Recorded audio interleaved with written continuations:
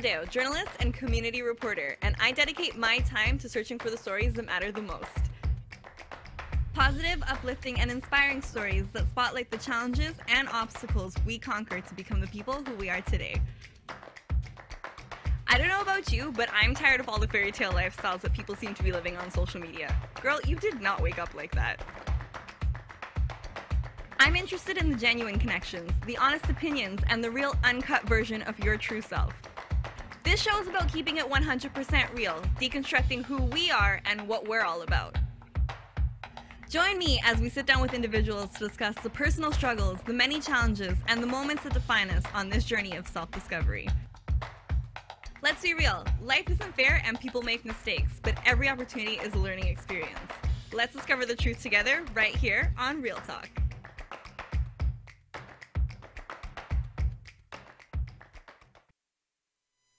Surprise! Hey guys, it's Thursday and welcome to another episode of Real Talk. Today, this week, you're actually getting twice the amount of shows of Real Talk because I have a very special guest today. It's a special show. My guest was not able to come in tomorrow, but he's here today, and we're excited to have him. He is a friend of the TCN TV network. He's been here before, back when we had the old studio. And he's going to be here. He is going to be talking about life under the sea. So my guest for today is going to be Bryan Horne, and Bryan Horne is the founder of Dive Curacao. So if you guys recall, a couple years ago, we had the chance, the newspaper and the network had the chance to go to Curaçao, where we were able to experience a little bit of, the life and culture of the Dutch Caribbean island. So a lot of people actually have never heard of Curaçao. It's kind of fairly new when you think about the name. People are just like, Curaçao, where is that? And it is part of the ABC Islands down south in close to the equator. And it's a lot warmer this time of year, as you guys might know. We're living here in the ice and snow.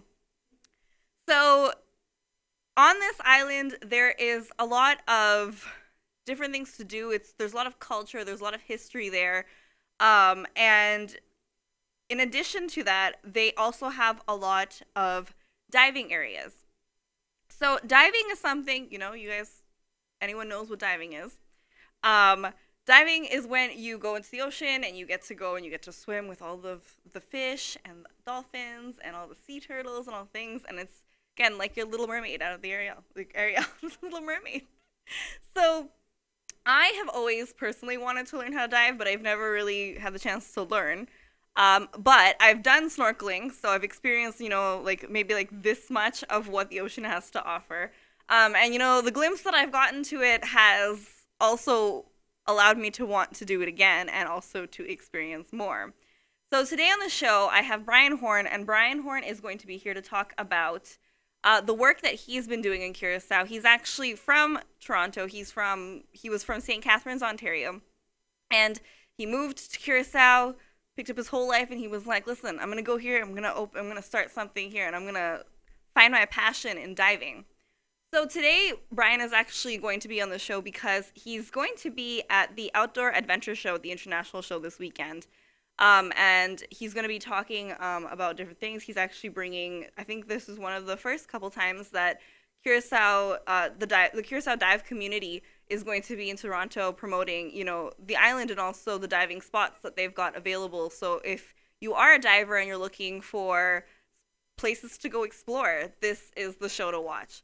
So we're going to take a quick break, and we come back. Bryan is going to join us, and we're going to start a really great conversation about life under the sea. You're watching Real Talk.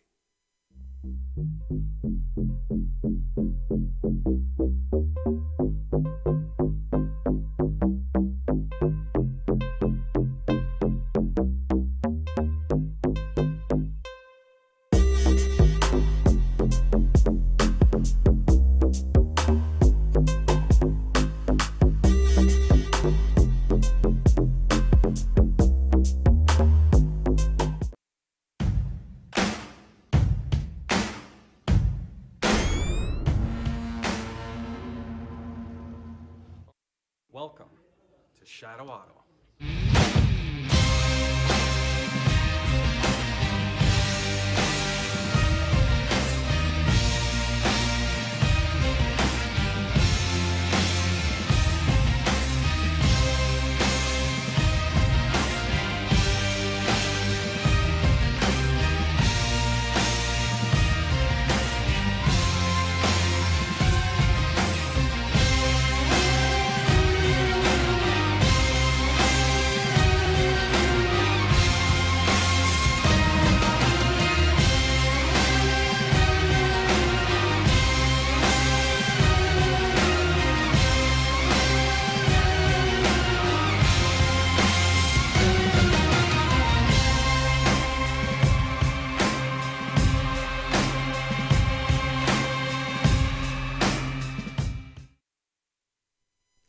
Hello, everyone, and welcome back. You're watching Real Talk. Today, we're here on Thursday at 2 p.m., but I will be back actually tomorrow at regular scheduled time, Friday at 1 p.m., so make sure that you guys tune in for the show then.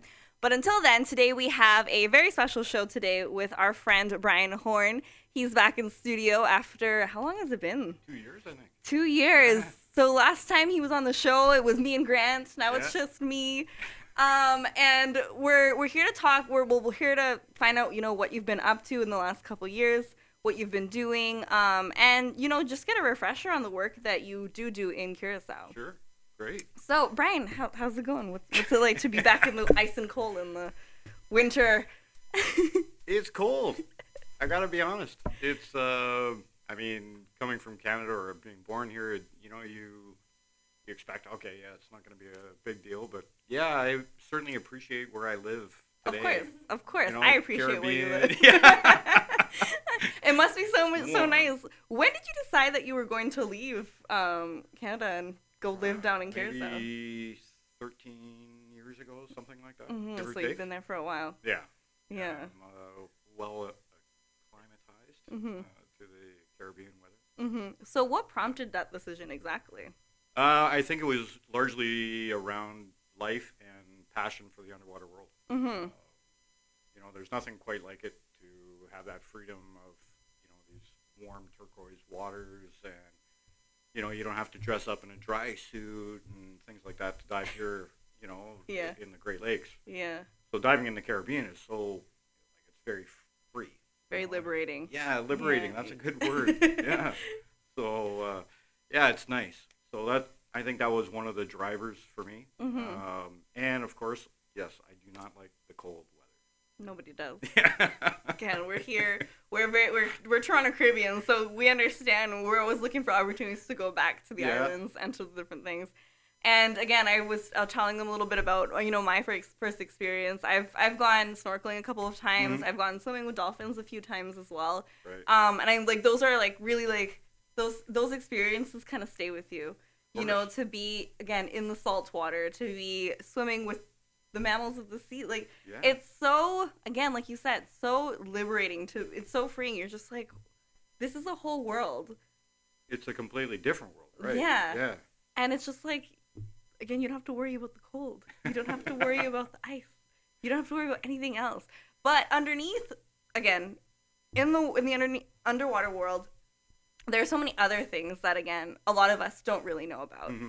There are coral reefs. There are so many different types of fish. There are so many different organisms and things that live in the sea. Right. And a lot of the time, I think people kind of take it for granted when they go down to see these things. Mm-hmm.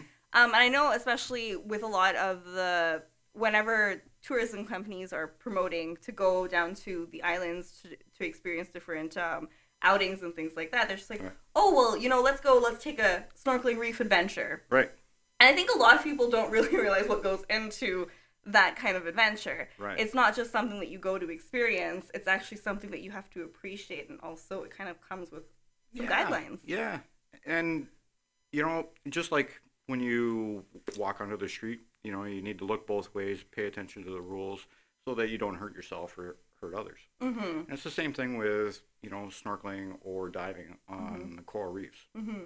Because the sunscreen that you're putting on your body actually has an adverse effect or could possibly have an adverse effect. What you bring to the beach, also, if you don't take it away or dispose of it properly, it's also going to have an adverse effect. So these things we're trying to roll out across the island. With Dive Curacao, we are basically the marketing agency for the Curacao Dive Task Force. And our team basically facilitates the message that goes out. But these guys, the Curacao Dive Task Force, which is made up of 16 members, are a fabulous bunch of people that are really geared to sustainable tourism. And this is one of the topics that we talked about the last time I was here, right? And so since we were here the last time, or I was here the last time, so many huge efforts have been put into it. You know, where we started with one dive site, just cleaning up one dive site. Now we're up to 14 dive sites. And in 2 years, removing over 10,000 kilos of marine debris off the reef, which is fabulous. But it was these guys that did it, like this group of 16. And I'm very proud to be associated with these guys. And helping them facilitate the message and pushing it out. So, yeah. So the Curacao Dive, or Dive Curacao, why did you start that, and what was the mission behind the company? The mission behind the company was to initially deliver information to tourism, to the tourists, or the dive tourists, let's say. Because being in the industry for such a long time, I developed a large client base that continually asked me questions. As I moved around, those people didn't go away. It just kept growing. So I felt the need to continue to provide that service, but instead of just saying the same thing over and over and over again, I decided that I was going to launch this platform. And from this, it kind of took it grew into something that is quite special, I guess. Because, you know, now we have a dive map online that is Google-based, it's interactive, and it covers more than 70, I think it's around 76 dive sites today, complete with videos, descriptions, recommendations, that type of thing. And it's a free tool that anybody can use. So things like that help guide the tourist to, or the diver to those best sites on Curacao. And also allows the tourist to then find that great dive shop, know how to interact with sea turtles, know the great work that coral restoration is doing. So all of those things start to tie in, and it's a lot of information, and we can. So you basically built like a diver-friendly network. Yeah, diver-friendly platform that is, you know, over 100,000 strong every month now, which is quite. Yeah, I'm very happy with that. And you get divers from all over the world that probably as far away as Australia or Germany, Netherlands, like our key markets, of course, but then also the outside markets as well, which is quite nice. So what are some of the popular spots to dive in Curacao? Wow. So many. That's such a loaded question. Yeah. I mean, the most famous sites, like Mushroom Forest as an example, up on the west end, the east end of Curacao. There's several places in between, such as Mambo Beach. There's the Tugboat Wreck, which is a very special place. I think we heard about it. Yeah, and it's a great snorkeling spot. It's also a coral restoration spot as well. There's Director's Bay, Klein Curaçao. I don't know if I mentioned that already, but yeah, there's a lot of great spots. But I mean, like, there's over 70 to explore. So I mean, there's no possible way that you could ever do it. Well, that's the thing, and I think people organize trips, you know, around diving, where they kind of map where does they want to go and where they want to see and how long they're going to stay there, things like that. And I'm assuming also throughout the island there's different dive shops with information that can help these divers, right? Right. So I mean, the Curacao Dive Task Force, the members there are very well equipped to handle any of the needs of the diver. So that includes directions. If they're going to be shore diving, great. If they're going to be boat diving or a combination, and maybe they want a rental car or accommodations. So everything is basically turnkey. So you can go to divecuracao.info, and all the information is there. And we also just launched a travel platform just recently for the Dive Task Force. So that provides a little bit more, let's call it an incentive, but it's also tying in all those fabulous activities that is happening across the island as well. I appreciate how accessible it is, especially because we live in such an online world now that it's like, well, if I want to go diving in Curacao, I don't have to go to Curacao, then go find someone to talk to. Right. I can reach out to you in advance, or I can reach out to any of the other, dive shops or the network itself and ask, what should I know before I come to Curacao? And they're going to want to know what kind of person you are, so what are your tastes? What are your desires? Do you want a little bit of quiet time, or do you want a little bit more party atmosphere, or, that type of thing, so that we can help you go to whatever side of the island that you want to go to as well. Because there's so much to do. So much to see and do. Yeah. So we're going to take a quick break. When we come back, we're going to get into a little bit about what sustainable tourism is, and also the work that you do in reef conservation. Right. So we're going to take a quick break, and we'll be right back. You're watching Real Talk.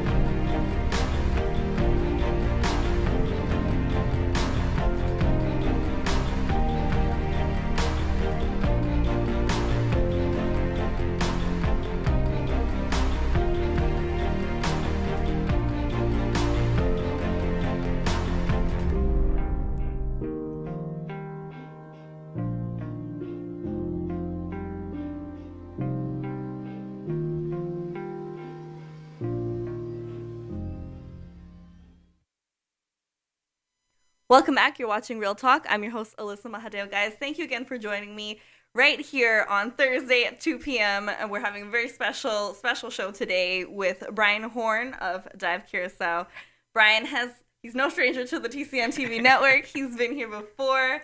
And, he's coming to share in some more education on, just diving education, as well as life on the reef. Yeah. Essentially. So, Bryan is actually in town because he's from Curacao. So he's in town this weekend because he's doing the Outdoor Adventure Show, which is happening at the International Center. I mentioned a little bit briefly before the show. But what are you going to be doing there this weekend? This weekend we've got 4 representatives from the Curacao Dive Task Force there that are going to be talking about Curacao, available for information, vacation packages, that type of thing. But also, for myself, I'll be doing 2 talks tomorrow, and I can't remember what the time is. Sorry about that. And, it's okay, we'll list the times down after. Yeah, and also on Sunday as well. Okay. And they're about a half an hour presentation on 10 reasons why to come to Curacao, and talking about Curacao as a fabulous dive and vacation destination. Right. Yeah, and again, since I'm sure in the last 2 years since I've not gone back, it's probably built up a lot more. I've seen a lot more things actually online about Curacao, opposed to the first time that I was there. Right. Where again, Curacao is promoting travel destinations. I know they're probably promoting the hotels of the state to come and stay, places to stay, and even like places to stay around, diving, snorkeling, reefs. Correct. And even like the aquarium and just the experiences that you can have on an island. Exactly. Yeah. So our primary focus is to tie everything together on the island. So I mean, obviously, we represent the dive industry, and that's the primary focus. But there's so many other things to do and see while you're on Curacao. So, I mean, everybody has some time out of the water. Maybe, you know. Maybe. Depends on how much of a fish you are. Right. But I mean, there's the Carnival, which is happening at the end of this month. Okay. There's Gay Pride later in this year. There's Curaçao North Sea Jazz Festival. There's the Blue Seas Jazz Festival. And soon we're going to be launching the Dive Festival for later this year. So stand by for those dates and all the activities around that. But there's a lot of activities happening that are tying back into coming to Curacao as a dive and vacation destination. Yeah, even for families, right? I mean, like the Sea Aquarium, you mentioned that. So, yeah, that was a fun thing. I mean, I remember our experience was we got to swim in the pool that they have the dolphins in. Yep. And I think what I really appreciated about it was also before we went in to see them, they made us watch a video. Right. To tell us a little bit, like to give us a little bit of background education on, you know, the animals, interacting with the animals, you know, what it's like to basically just etiquette and respect for these animals in the sea. And even just there was another one where there was an instructor who was going to be in the water with us too, and they kind of sat with us and they told us the different parts on the dolphin, right? You know, where you should avoid, where you would be able to, where it's okay to touch them, things like that. And you know, that experience in itself, like I still remember it like I was there. Like I feel like I'm always still in that pool. Yeah. And I thought it was so cool to just be there, kind of. And it's not open water, but it feels like it kind of. Well, it is connected. Yeah. I mean, the Curaçao Sea Aquarium is, I think, one of the only aquariums in the world that is an open system, which means that it's directly connected to the open ocean. Yeah, they did tell us that. Yeah, and the other part is that they actually take the dolphins outside so that you can have a very interactive experience. In their natural environment. So. Yeah. Yeah, that's really, really nice. So, I assume that you're probably going to maybe touch on this a little bit in on your presentations over the weekend. But the last time you were here, you discussed a little bit about sustainable tourism. Right. So for the audience who might not know what that is, what exactly is sustainable tourism? What does it entail? Well, sustainable tourism is an idea. It's a concept that allows the thought process to go around what's going to happen tomorrow. I mean, we all have children. I mean, I've got a 5-year-old daughter that I'm very, very excited for her to see and feel and do things in the sea, but also not just on the sea, but also on land. And we're at a critical stage that we need to start doing things and taking responsibility for it so that future generations have the opportunity to have those experiences that we have today. I've been privileged to have like enormous amounts of experiences, encounters with whale sharks, dolphins, humpbacks, big manta rays, and also pristine reefs. Wow. But we have to understand that may not be there tomorrow if we don't do something today. So the Curacao Dive Task Force, along with some other critical members in the community, are taking action. And we have been taking action for the last couple years. Since I was last here, we started it, and we've continued, and it's grown with major partners like Project Aware, and that's through education, awareness, sea turtle conservation, where we support them through ad campaigns and also on the ground to help them with either monitoring or cleaning up the beaches where the nesting areas are. Yeah. And they do a lot of great work themselves. And there's also coral restoration as another example where we're supporting them. And these guys are actually out there doing a lot of great work and a lot of hard work to rebuild the coral reefs through like breaking up corals and then helping them regrow and then transplanting them back onto the reef. So there's a lot of great things that are happening, and the other great part, to be honest with you, Alyssa, is the fact that every single person that comes to Curaçao can get involved in all of these activities that we're doing. So it's not just limited to what we're doing, but we're educating the consumer, let's say, to get involved with it as well. And I'm not talking about just donations, but I'm talking about like Actually feet, hands-on. Yeah. hands-on, yeah. So through that educational process, you can take that experience away with you and understand that, yeah, Curaçao is very, very keen about conserving the coral reefs and also just the island. Yeah. You know? And I had gotten that from my own experience being on the island, is that they want to make sure that they keep things clean. That's your home. Right. You would clean your own home, would you not? Right. So, again, they were very, very adamant about, always making sure the place was very, very kept very clean. Right. Litter was always picked up. Yeah. Again, so because a lot of that stuff could make it into the ocean, Right. and then in turn pollute the ocean as Right. well, right? And then affect the animals that live there. Exactly. And, just like anywhere, we're not perfect, but we're trying to do it. There's an awareness. And There's you an guys are awareness, yeah. spreading that awareness Yeah. and making sure that it becomes kind of a habit. Correct. And that's what we're trying to get to. Like we are really working hard to the private sector, supported by like really larger companies, again, like Project Aware, Patty, Chata, which is our big sponsor on the island. The Curaçao Tourist Board is also very keen about that as well, because, yeah, we have to keep Curaçao beautiful. Yes. Yeah. Yeah, of course. I mean, we always talk about going way to the Caribbean. Why do you want to go to the way to the Caribbean? Right. Because it's beautiful. Yeah. It's gorgeous. You want to see it. But again, if you just go and you litter, it's not going to be beautiful anymore. Exactly. And I know that, doing work like that probably leaves a profound effect on you as the person, because you realize that you're now contributing to the legacy of tomorrow. Right. When it comes into a lot of things, like you said, like you have a 5-year-old daughter, Right. and you want her to be able to experience the same reef, the way that it looks, as nice as it looks right now, Or better. Or even better, Right. especially in a better condition, even bigger, thriving, and growing, so that generations to come can also experience that. That by the time, 50 years has passed, the reef hasn't died. Right. Yeah. And right now we're very fortunate. Curaçao is very fortunate because of the fact that we're out of the hurricane belt. We're not getting pummeled by the hurricanes on an annual basis.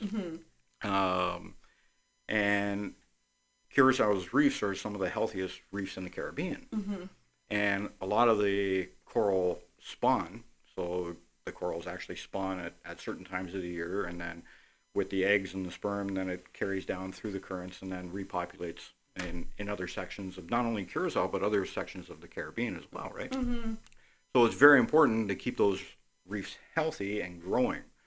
And we're fortunate because they are healthy and they are growing. But we got to keep them that way, right? Yeah. So that's the whole thing.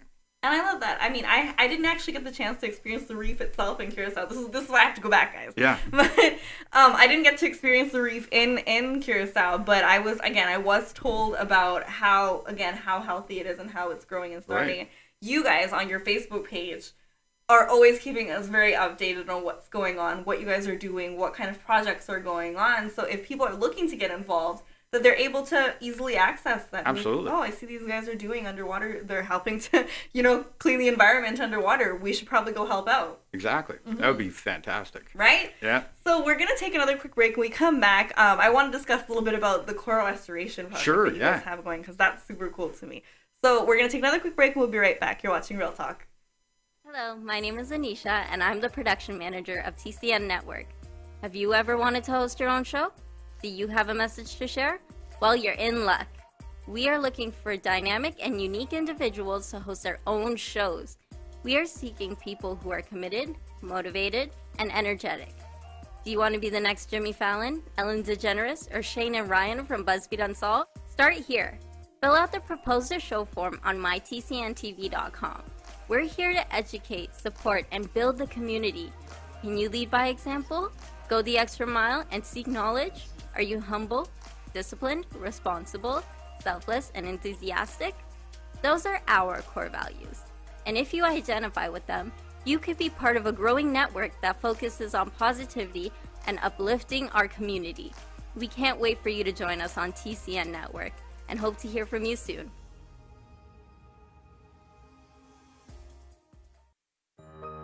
Are you retiring smart? Make your home's equity work for you. With your home's equity and our 30 years of experience, the Retire Smart Properties team can help you achieve the quality of life you've always wanted. Our services are 360 degrees. We'll give you advice, take care of staging and selling, and help you find the perfect home and community to transition to. It's time to enjoy the retirement lifestyle you deserve. Visit our website today to learn how you can use your home to retire comfortably. The Retire Smart Properties team, powered by RE/MAX West. Welcome back. You're watching Real Talk, and we're here today. It's Thursday. It's 2 p.m., and we're having a really great conversation with Bryan. Thank you so much for coming back on the show. Thank you. Thank you for coming to update us on things that's going on in Curaçao. I'm kind of jealous because, we're again, told you, we're living in ice and snow. I can't wait till it's not winter anymore. And I know you guys can't too. But until then, you're going to get a taste a little bit of what it's like to, live in Curaçao. And then hear about the great projects they have going on. So if you're looking to go on vacation in the next couple months, here's a place to head. Right? So the last time you were on the show, you had, brought this up for the first time, and that was the coral restoration project that you guys have going on in Curaçao. Yep. I thought it was so super cool because the fact that you guys help the coral to regrow, to just like you incubate them kind of, and you help them to thrive and like let them start growing, let them not die before they've even begun to live. And then you've helped them to like replant them in different places so that they can learn to grow and thrive. Exactly, yeah. Mm-hmm. So there's two types of coral restoration that's happening on Curaçao. Okay. And I think it's really fabulous that it's actually there's two different projects that are going on. So there's like asexual coral restoration. Lots of words. And then there's where there's a company called or a foundation called SACOR that is actually doing sexual reproduction. So the difference really is that the Coral Restoration Foundation Curaçao, which is a fabulous nonprofit private sector initiative, initially started through Ocean Encounters and then grew out to two more affiliate members, which is Atlantis and Curaçao. They have gone ahead and they've go and get coral fragments that are either broken off because of weather or that type of thing and recover those, and then they start hanging them on trees using monofilament. And then they clean them on a regular basis, and then as time goes on they grow really fast. These coral fragments then start to regrow themselves, and then they get to a certain size, and then the volunteers go out and they cut them, and then they go out and then they replant them back onto the reef on different sections of the reef. And then the SACOR project is actually where they're doing sexual reproduction, where they capture at certain times of the year all the sperm and the eggs, and then they take them back to the lab, and then they put them onto these coral fragments, and then they eventually make their way back onto the reef as well. One method is slower than the other, but equally pretty awesome. I think equally productive at this point because, again, we always hear about how the reef is dying. Right. Like, I think that's one of that's the news that always reaches us here in Canada, that the reef is dying and no one's doing anything to help it. Right. And the problem is that we always focus on like painting everything with a big brush. And I know on Curaçao there's a huge number of people that are really, really trying hard to keep the reefs healthy and regrowing, and different species of coral. So it's not just limited to one type of coral. It can be limited to like 3 or 4 different types of coral, which is fabulous. Yeah. And the people that come out to help, like, are they, like, because I feel like a lot of people are kind of intimidated by that. Sure. When you think about it, like regrowing coral, people are just like, oh, well, that's, right. Seems like that's above my pay grade kind of thing. Yeah. So is it marine biologists that come out, or is it just people who are looking to do something, to take action? Yeah, with the Coral Restoration Foundation, their scientists came down, or marine biologists came down, and they trained the staff before the Coral Restoration Foundation launched. Okay. So through the training and the progression, now they've been going for about 4 or 5 years now. I think maybe 5. They now train people when they come in. They've got some interns and things of that nature. But as far as the tourist is concerned, what they do is they take them out to the nursery sites. Okay. And then they teach them how to keep the trees, literally the trees of coral growing, keep the trees clean and free of algae, because the algae is the bad part. You got to make sure that they're really clean, and so that there's no other species that grow on them. Okay. Or climb up on the trees and then eat the coral, because there is species of underwater life that eat coral.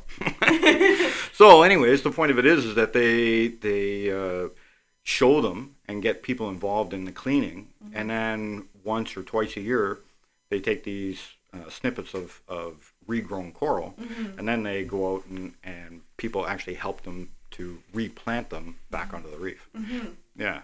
So that's very interesting. Yeah, that's a really, really cool experience to go and have. Yeah, and where you can get involved, yeah, right? And you can even sponsor or adopt a piece of coral. And you can, start with a small 1-inch fragment, and then it's grown into now a 6-inch fragment, and that's your, let's call it a coral baby, right?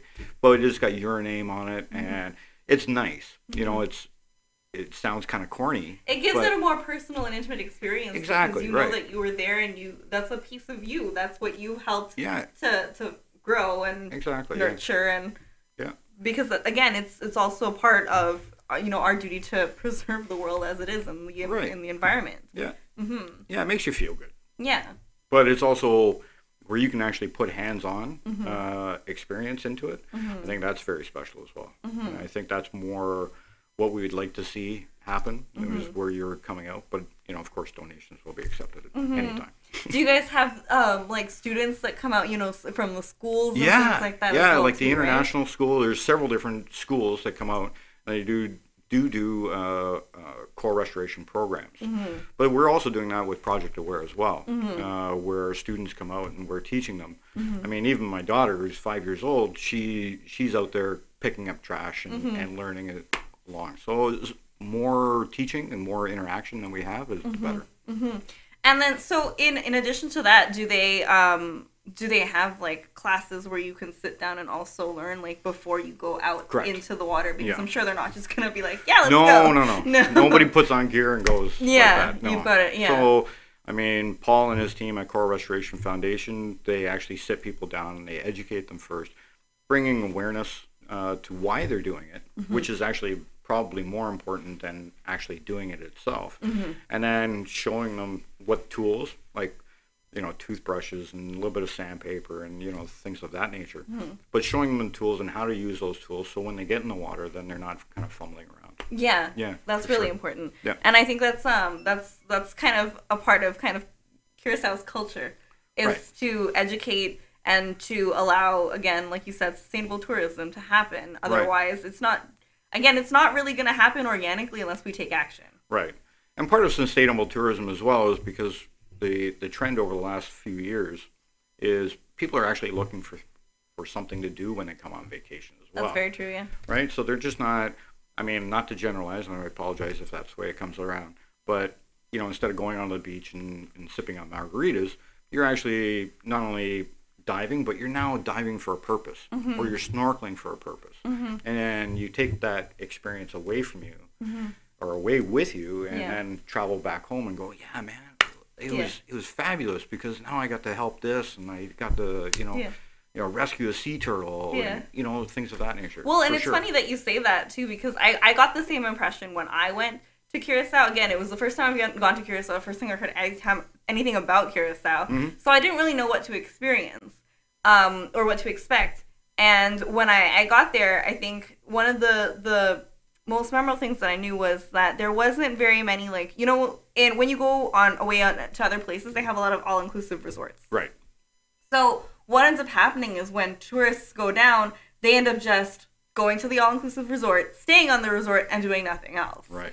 It's very rare that some of us will go out now and book other excursions to explore outside of them, because we kind of want to be safe. We want to make sure it's a different place. We don't know what's going on.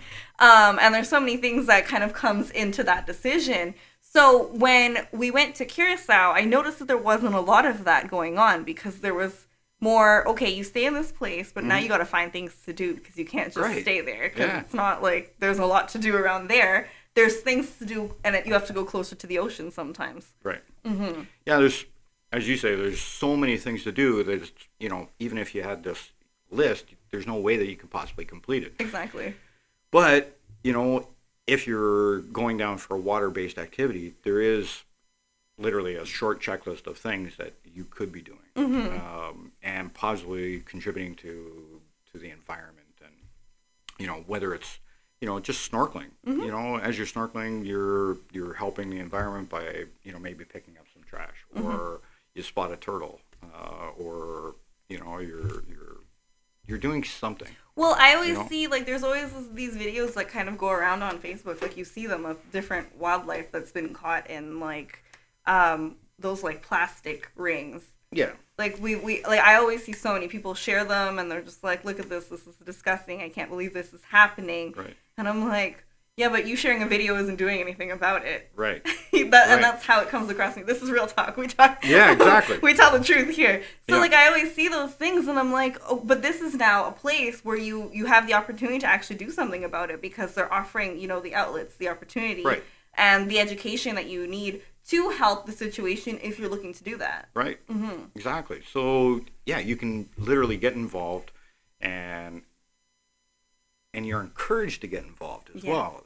It's not something that you're simply just you come up with it sometimes on your own, of course. But you're also encouraged to do positive contributions through the dive shops, and also through just the education and awareness that we're pumping out on a regular basis. And people probably go away after the experience and come back and they bring people with them. They're like, listen, you got to experience this firsthand. Yeah, and I see that even on TripAdvisor where people are bringing up, and we had a fabulous time because we did this and we did that. We saw this and experienced that. Yeah, that's really, really great. So we're going to take another quick break. When we come back, we're going to wrap up this conversation and hope you guys got something out of this and you guys learned something a little bit more about Curaçao and what they're looking to do for the underwater world. So we'll be right back. You're watching Real Talk.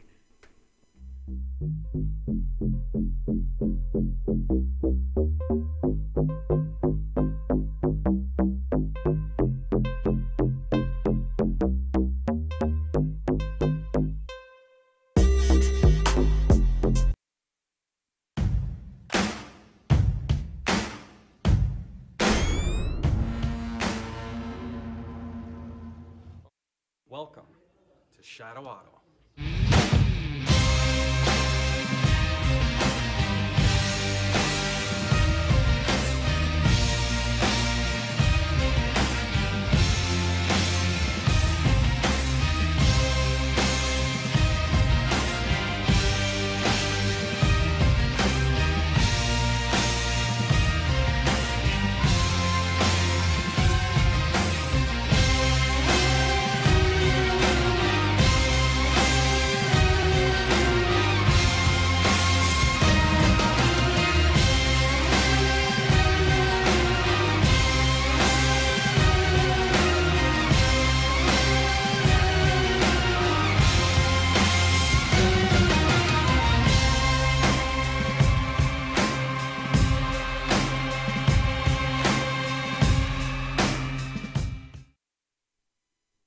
Welcome back. You're watching Real Talk, and I'm your host, Alyssa Mahadeo. Guys, thank you again for joining us on this special Thursday with Bryan Horne here to talk about some life under the water. And again, I'm so super jealous when it comes to life under the water. Personally, I love to swim. I love going swimming. I love going to the beach. I can spend like so long in there that I just become like 18 shades darker than I actually am. But I love the water. I love the salt water. And I love to see, you know, the different world down there, just to see all the different species of fishes and things like that. And I was like, when the first time I actually went snorkeling, and I remember you're always fumbling because you're just like, I'm like drinking in all this salt water, and there's salt water getting in my eyes. And so like I always think that kind of deterred me a little bit from like getting into diving. But then after I kind of got accustomed to snorkeling, I'm like, okay, maybe we should try diving now. I've just never had. I don't think I've ever been on vacation long enough to be like, okay, let's go learn how to dive. I think diving is probably something I'm gonna have to like learn up here. Yeah, I mean, you could take some of the courses up here and Yeah. then do your checkout dives down there. for sure. Exactly. What's some of the advice you can give to tourists who are looking to come down to have a reef experience? Like, what are some things they can expect, and maybe what are some things that they can keep in mind when coming to the reef? Well, the first part is pretty simple. It depends on what kind of experience you're looking for. So if you're coming down as a uncertified diver, I would definitely consider taking a course up here as an introduction to make sure that that you want to do it, Yeah. first of all. Or if you already know, then contact one of the dive operators, and we can set you up with courses and things of that nature, and then get you out diving, either by boat or by shore or a combination. But as far as coming down to expect, as I said, or what we've been talking about is conservation. So we take it fairly seriously, and some of the things that you can expect is the fact that 100-foot visibility, 30 meters of visibility, easy shore diving, easy boat diving, generally current free or a small amount of current at best, and an amazing amount of reef life, where big schools of sardines, blue tangs, things of that nature are just completely enveloping you. It's quite a magical experience. Yeah. If you can imagine. Yeah. Well, I mean, that's the thing. And we've seen videos. We've only really seen videos. Right. We've never really.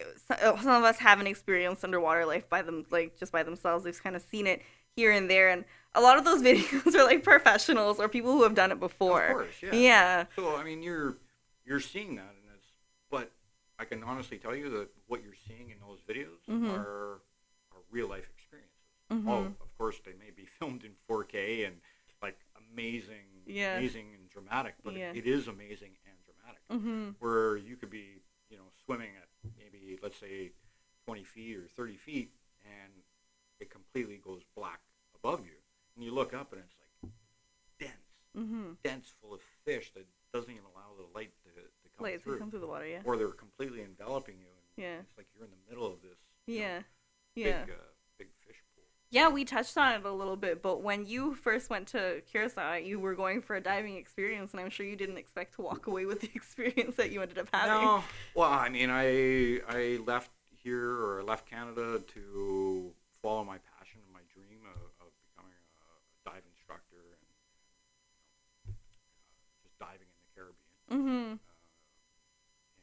But yeah, I never left, and it's one of the reasons why I never left was because it is so beautiful, and it just kind of grabs you and holds you, and literally, you feel it all the time. Yeah. And I see it in a lot of people when they take that experience away from them, and then they come back wherever they live, and it stays with you because that experience is very unique. Have you ever dived anywhere else in the world? Like, where are some other places that you've dived, and how does it differ from the Caribbean? Well, I mean, in the Caribbean, I've dove in a lot of places, but there's other special places where I've dove, like the Galapagos, also here in Canada, in the Great Lakes. The thing with Curaçao in that makes it different is that it's a fabulous dive location. Again, either by boat or by shore, but also it's a full all-around experience. So you can enjoy great food, great culture, great history. Very true. You've been there. You've felt it for yourself. Yeah. But the reality is that, it's a full all-around experience. So unlike other destinations where it's eat, sleep, and dive, and then relax, of course you have that ability, but then you also have the ability to get outside of that and really experience the culture, the heritage, the history. If you can imagine, you can actually feel the colors of Curaçao when you're there. Yeah. Because it's ingrained in the people that are there. So I think it's a very special destination. And it's because I mean it's a Dutch Caribbean island, so there's people like from all over the world that have kind of ended up there. Absolutely. So many different cultures. It's kind of like when I was down there, they would always compare it to Toronto. Exactly. They would always compare it to Toronto because we've got so many different people that live here. Right.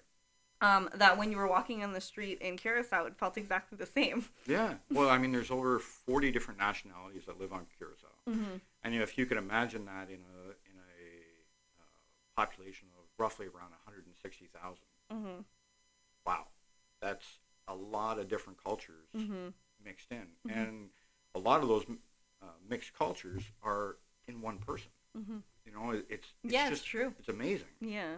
So, I mean, our language, or the language of the island, is Papiamento. So, of course, we've got the normal Dutch and English and Portuguese and Spanish. But the Papiamento language is very special because it mixes like 6 different languages. Yeah. So, just like in many cultures, language is part of the culture of the island. Mm-hmm. Well, so is Papiamento, because that is a very colorful language. Mm-hmm. And it comes out through food, it comes out through music, it comes out through the history of the island. Mm-hmm. And so it's a very special, unique Yeah, it's place. a very, very, very special, unique place, and Yeah. and I always say like, I remember when I came back from Curaçao and I told people, they were like, I was like, yeah, I was in Curaçao. They were like, where is that? Yeah, right. And I'm just like, you've never heard of Curaçao? I'm like, Yeah. also, I was the same person before that. Oh, sure. Yeah, I hadn't heard about Yeah. Curaçao. I heard about Aruba and Bonaire, but Right. I'd never really heard about Curaçao. Right. And going there and experiencing it, I was just like they call it, it's a hidden gem in the Caribbean. Absolutely. Mm-hmm. It is. And, you know, more and more people are actually pronouncing Curaçao correctly. You know, because a lot of people don't realize that the last C is soft and pronounced as an S. So it's, yeah. And I think it's a very special transition over the last few years. Mm-hmm. Well, since can I've you been- you can only imagine in the next couple of years what that's going to look like, especially Absolutely. in regards to tourism, in terms of the population of the island, Right. and the amount of people that are going to choose to stay there. Well, so today we're seeing a lot more traffic from Canada Mm-hmm. because we've got now direct flights out of Toronto through Air Canada and WestJet, and you know, inside of 5.5 hours, Yeah. okay, 6.5 hours, you got to clear customs. But the fact is that, you know, inside of about 6.5 hours, you could be sitting on the beach or going for a dive or a snorkel, Mm-hmm. and it's fabulous. And so you've got access. It's fairly inexpensive, Mm-hmm. and you're outside of the hurricane belt. Mm-hmm. And the temperatures, like, it ranges anywhere around 27 to 27, believe it or not, because it's only about a 2-degree difference all year round. Mm-hmm. So you got a 365-day destination accessible for you anytime you want. And I think it's really important to really sell the blue waters and the white Oh, sand. yeah.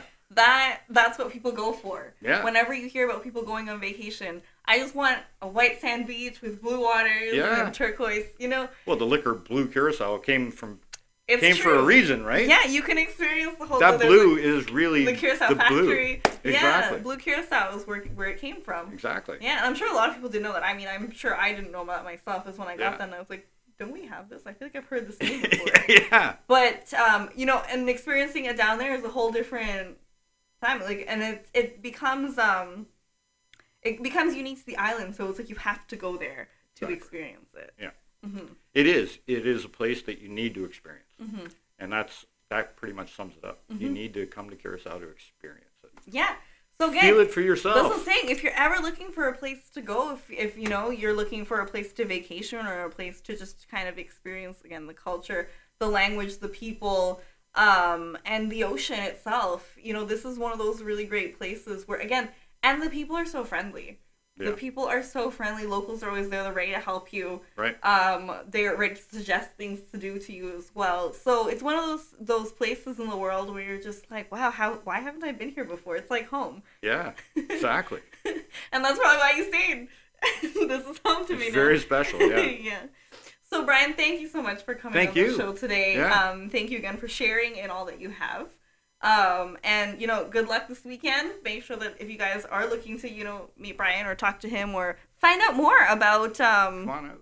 about diving in Curaçao and Curaçao Curaçao in general. Yep. He's going to be here all weekend Yep. until Sunday at the International Center, so Yep. you guys can go check him out, the Outdoor Adventure Show.